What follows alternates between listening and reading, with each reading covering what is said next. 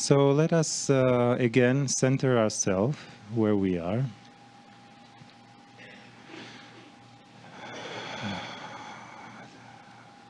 Relax in any way you feel appropriate for you at this moment.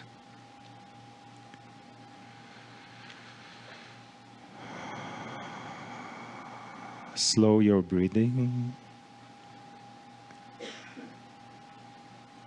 Feel your heart. If it is appropriate for you, you may place a hand on your heart to help deepen the connection.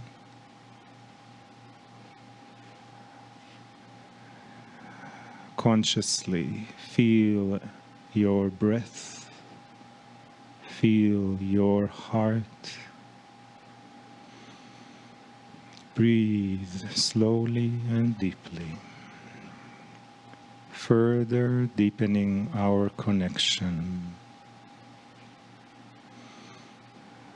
Further deepening our connection. Further deepening our connection.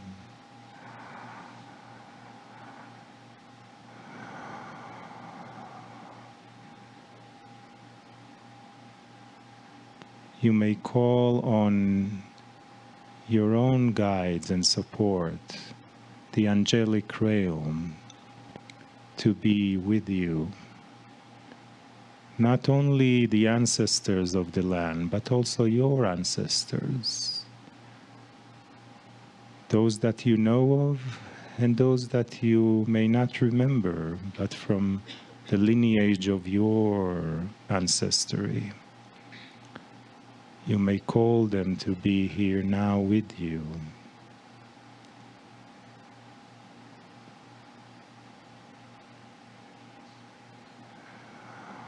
Breathe deeply.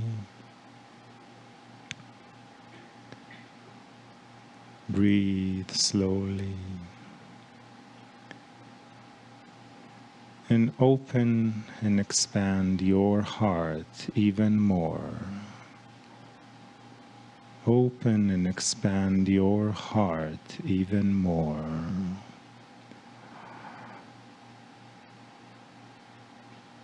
Feel your vastness, your immenseness, your infinite self. Beyond this space, beyond this time,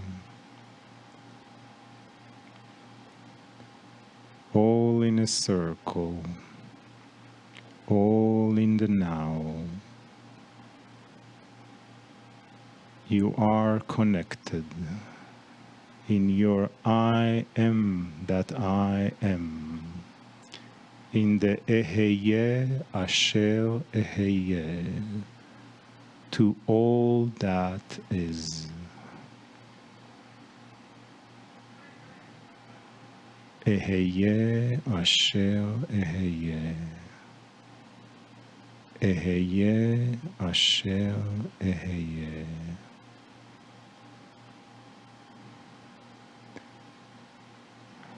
Feel, sense, imagine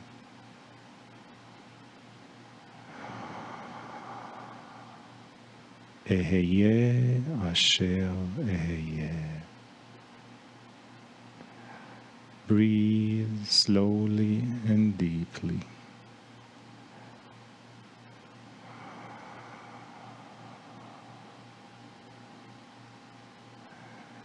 And listen to your heart. Let your mind and thoughts rest. Listen to your heart. Listen to your heart.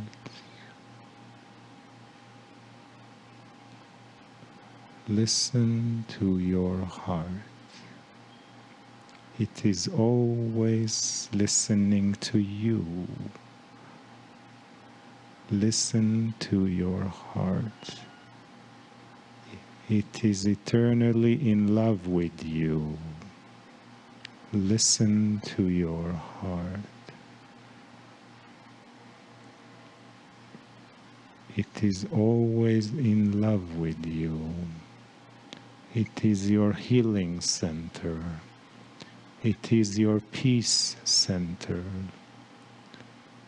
It is the center of your beingness, of oneness that connects all that is. Listen to your heart. Listen to your heart. Listen to your heart.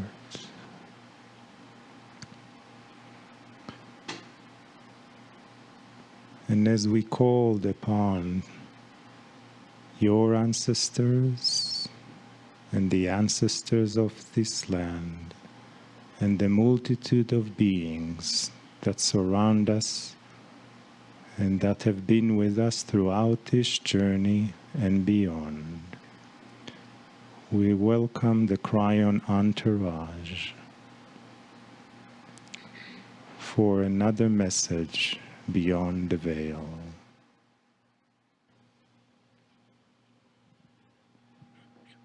Greetings, dear ones. I'm Kryon of Magnetic Service. It's a sweet place, this.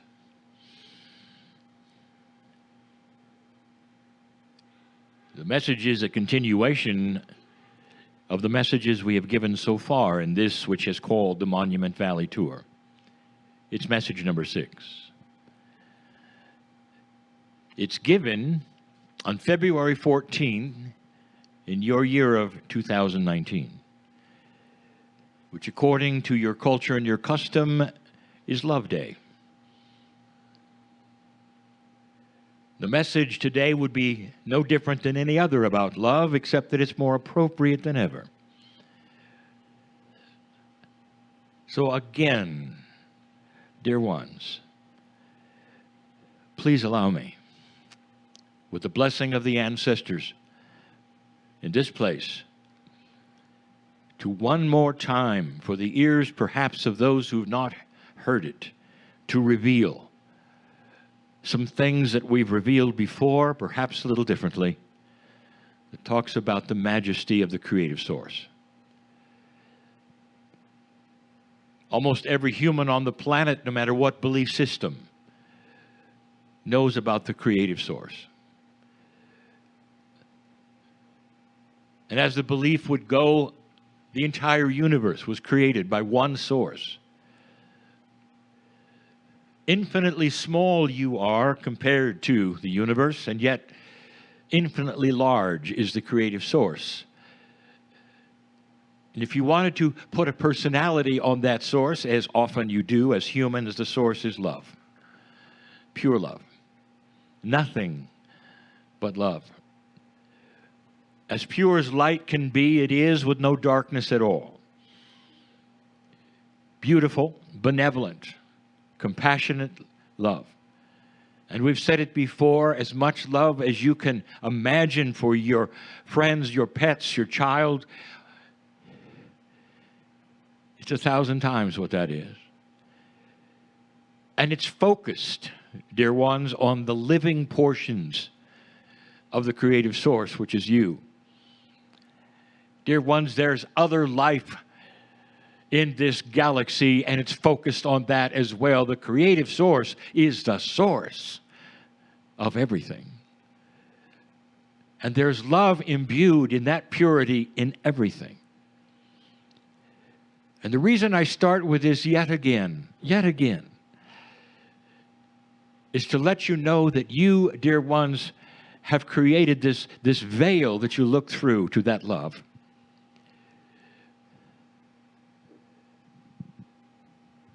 And on this side of the veil, this being where we are right now, this human side, you have duality. And in the duality, there is positive, there is negative, there's light, there's dark, there's all kinds of things which are created by what you call human nature. And it's actually appropriate fair, and correct, because this gives you the free choice.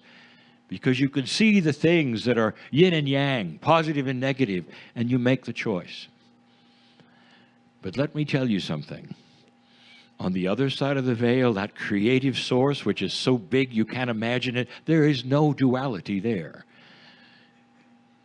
And there would be those who would say, of course there's no duality there, and they would nod their head. And yes, but really, truly, do you understand this? There's only duality here. And yet, there are so many who will then take the duality that is here in this small little earth, where you struggle with a low percentage of light.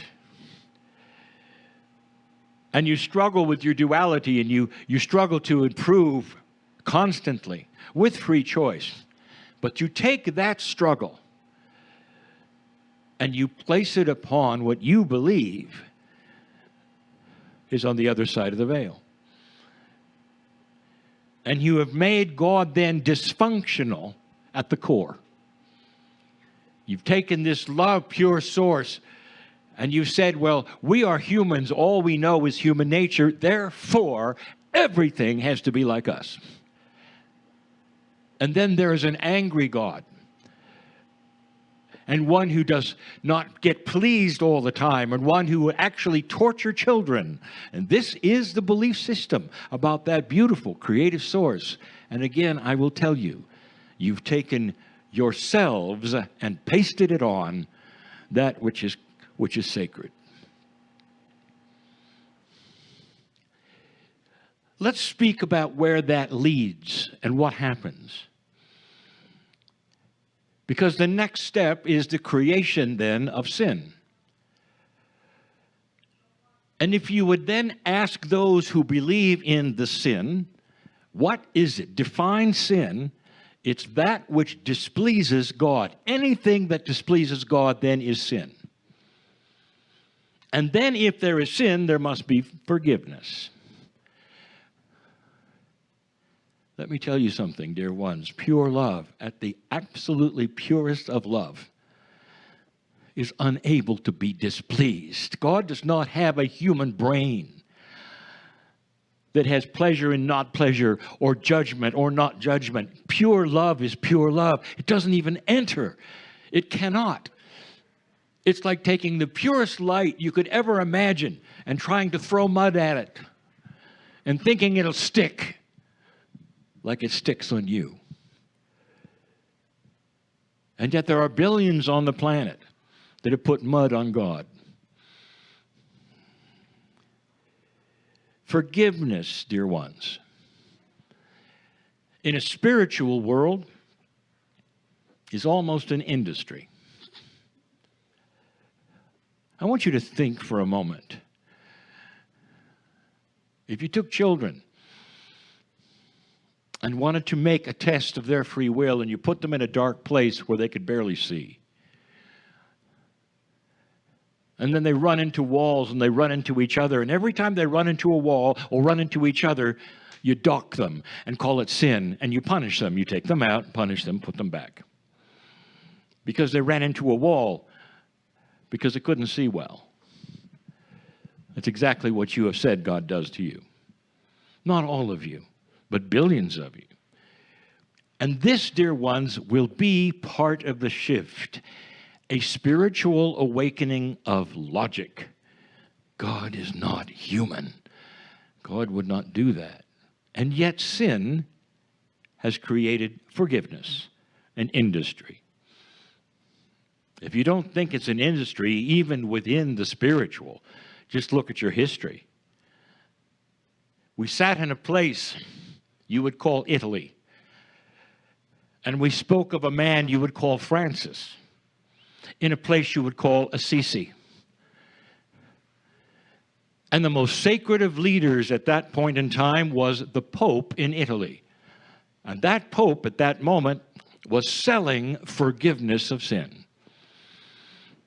Inappropriate to the max, you might say. And Francis saw it, because Francis was pure and he was filled with the love of the creative source. He wasn't filled with the pompousness of the Pope. The story of Francis is quite amazing. For today he's Saint Francis, and yet he never was a priest. But he was attractive. Like any other master of this planet who is pure, he was attractive because of his purity and his love. And even the priests of the church were attracted to him because of what he believed and said, how he acted, what he did in his life, what he showed people he could be. That was Francis. We've told you before that he bribed the Pope. For he needed money for his enclave. He needed money for his animals. He needed money for his hospital. And so he told the Pope something, because the Pope met with him. He had to, because he was pulling away priests. He was becoming dangerous in his purity.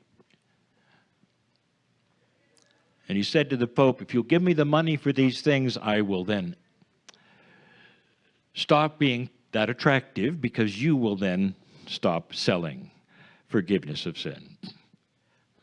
And that was the agreement. And in the church in Francis of Assisi, there's even a painting that portrays it, although the people who would then guide you through that church won't then identify that painting of that way. In fact, that painting shows Francis of Assisi and the Pope meeting with a scroll of demands from Francis to the Pope. A list, you might say, an agreement, you might say, so the Pope would stop selling sin forgiveness. The guides will tell you it's a list of Francis' sins. I'm going to tell you it's in a contract that changed who the Pope was, changed the church, and made it more pure. That's the kind of an industry forgiveness has become to some. In some ways, it becomes an industry of fear. If you don't have that kind of forgiveness from a God who's going to judge you, from that pure love thing, then there's the fear of what might happen to your soul. And these things, dear ones, are not from God. They cannot be from the pure source of light and love, which is not a consciousness of a human. It has come from humans to humans, humanity, systems. The most inappropriate thing that is here today on this planet is fearing the source of light, when all that source wants to do is love you. Love is the message of the day. Earlier today, dear ones, you had a forgiveness exercise, but it had nothing to do with a spiritual forgiveness. It had to do with human to human. And that is the forgiveness I want to speak of. I want to talk about what it means, and perhaps in a way you haven't heard before. I want you to right now relax in the arms of God, whatever that word means to you, just for a moment, and see that precious pure light as I tell you this story. The story is, again, a logic story. More than that, it defines the attributes of your brain. So you'll understand what you're doing when you start to forgive. Coming right from the light, right now, I want to show you this. When each of you were a child, there came a time when you had that moment where you would burn your hand or your arm or your leg with something hot. It happens to every child, because as much as their parents will warn them against heat, there comes a time when you test it. And at that moment when you burn your hand or your finger, as a child, dear ones, even before you can speak. That episode will etch itself into the neurons of your brain, in the synapse of the place and the bundles where memories are kept. The burning of the hand is there all your life. Now, the reason I tell you this, in a moment you'll find out, it's permanent. It would be nice if you could undo it, if you could delete it, but you can't. Your brain is not like the current day computer. There's no delete key. It stays there. It stays there. Now, in the case of burning your hand, it's survival. It stays there because it needs to stay there. So you won't forget it. But that's the way of the brain. But it also happens with something else. Dear ones, it happens with betrayal. It happens with unkindness. It happens with the trauma of experience. It happens with abusive parents to children. All of that etched upon the brain.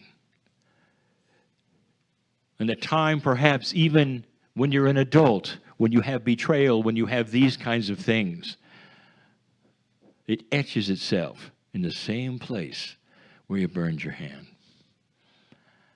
And in those places, it stays, and you can't undo it. And so today, you went through an exercise where you might have written some of those things down, and it might have been difficult to even write them.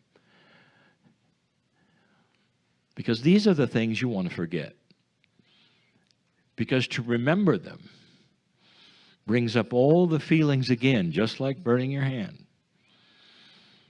And all of those feelings will come to a head, and there will be tears, and there will be uncomfortableness and sorrow. And so most of you stay away from those things, but all of you have them to some degree, more than others for some. And you wrote them down, which was difficult, and you burned them in a significant ceremony to say, they're gone. This is how I see it. They're gone. But I just told you they're not. But your ceremony is telling your brain that they are. Let me tell you what you did today, and anyone else listening, and the parables I've given in the past about what a Lemurian woman would do as she burns the leaf that she has etched on these things into the volcano fire.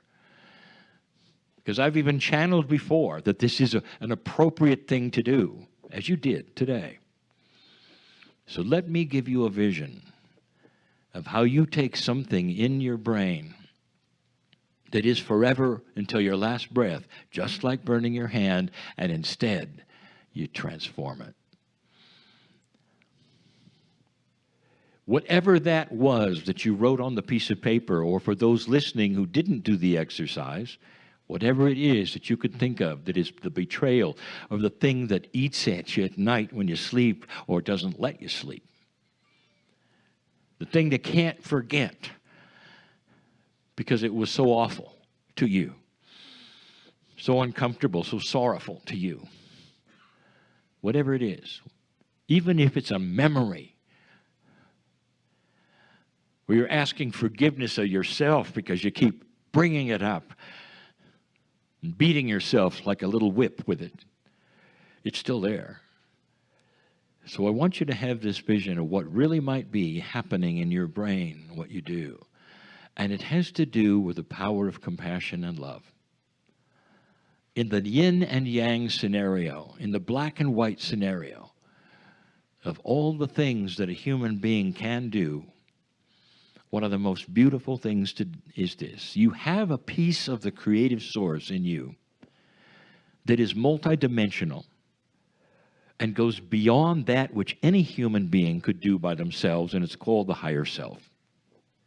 That higher self, think of this, it's your soul that has one foot on the other side of the veil and one foot here, metaphorically, as it would stand there. It is the conduit, the bridge the one that you're always trying to get to. But let me tell you, here's where you can use it. Because that higher self is also like a direct contact, conduit, wire, whatever, to the purest light and love you can imagine. And so let's see if you can vision this because of what you did today with the fire, and you have that pure, bright light like a searing fire, except it's not a destructive fire. It's an encompassing connection that circles the memory with compassion. There it is in your brain, and I want you to see, coming from the other side of the veil, a shell. You can't delete it biologically, but here comes that beautiful shell of compassion that is so beautiful and so loving, and it encircles that memory, that thing that you want to have go away, that you say, I want to forgive that person or those people or myself, whatever that's the encompassing shell of multidimensional light that encompasses and forgives. And it goes right around that memory in your brain, so that every single time you go back to that, it's covered with forgiveness, compassion, and love, and you can never get to that hurtful place again. So complete would it be that you could even go in there with a set of tools, and you can't get to it. So what you've done is, instead of eliminating it, you've transmuted it, covered it with love. This has to make sense to you. The vision is more accurate than you know. It has to do with complex consciousness, dear ones. And so we've simplified it so that it can be visualized and acted upon and understood. There are those who will tell you that those things that you wrote on the paper are forever. And I'm here to say they're right. But how you treat them and how they work with your consciousness from now on in your life is not forever and can be transmuted. Psychologists have worked on this for decades. And here it is yet again, in a way I'm presenting. And I'm telling you this, it's permanent. In a linear world, there are so many things that you do over and over and over and over because more is better. In a multidimensional world, once you throw the switch, it's forever. That's much different. There'll be those who tell you how many times you have to count the beads in order for certain things to happen, or how many times you have to say a phrase before God will hear you.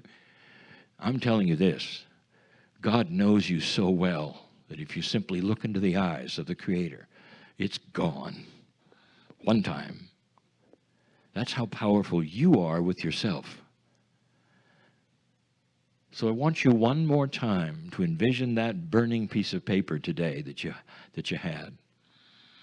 And see not only the paper smoldering and going away, but suddenly the connection to the other side of the veil coming in and covering those things, whether it was you who had to forgive yourself or you're forgiving somebody else. Doesn't matter. Whatever memory. There's somebody in the audience needs to hear this because there was a death of a child. And that is something profound, Mom. You're never going to forget that. And it's so sorrowful. You start putting that together, where you put that compassion, and then you start having all of these revelations. And the revelation is that the soul of the child is still here smiling and saying, thanks, Mom. I never wanted to etch something in there like that. I want you to listen. Only wanted love, only wanted love, only wanted love. The person you're forgiving on the planet, that may or may not still be alive, it's the best they could do in that yin and yang world. It's the best they had. And it wasn't good enough for you. And it etched something in your brain. Today you cover it with that compassion from the source and the light. So you can't get to it anymore. And suddenly you start to breathe easier and saying, it's like I just dropped a big suitcase of lead. That I'm free. It's almost like I can float now. So I don't have to take that anymore. I don't have to bring that around, and I don't have to drag it like an anchor, because you've covered it with compassion. This is as good as it gets, dear ones, for a human being to be balanced. You can't carry these things and call yourself a balanced human being, because you're out of balance. You're always dragging something around. And so this is how it's done. And it shouldn't surprise you on this Valentine's Day that I would yet again tell you about the incredible love that is on the other side of the veil for you. Not anger, not fear. God does not think like a human being. God, the creative source, if you can even say think, has no thoughts except, if you had to say what is a thinking God, it is one who projects, propels, and throws light and love and compassion as best can to you through a dark and dim place that you are slowly creating light within. And that is why we are so excited about the shift, because there'll come a time when that dimness will go away and the veil starts to become thinner. Mark my word, there'll be a day when you look back sometime in human history and you will see all the things that I have mentioned about the projection of the human onto God as a children's story. And you'll know the truth. God is love. And so it is. As we are centered in the love now, there was a song in a recent event we had in Sedona that we all sang together at that meeting. If you just follow me, you will know how. I come from love. I live in love. I return to love. I am love. I come from love. I live in love. I return to love. I am love. Higher, I come from love. I live in love. I return to love. I am love. I come from love. I live in love. I return to love. I am love.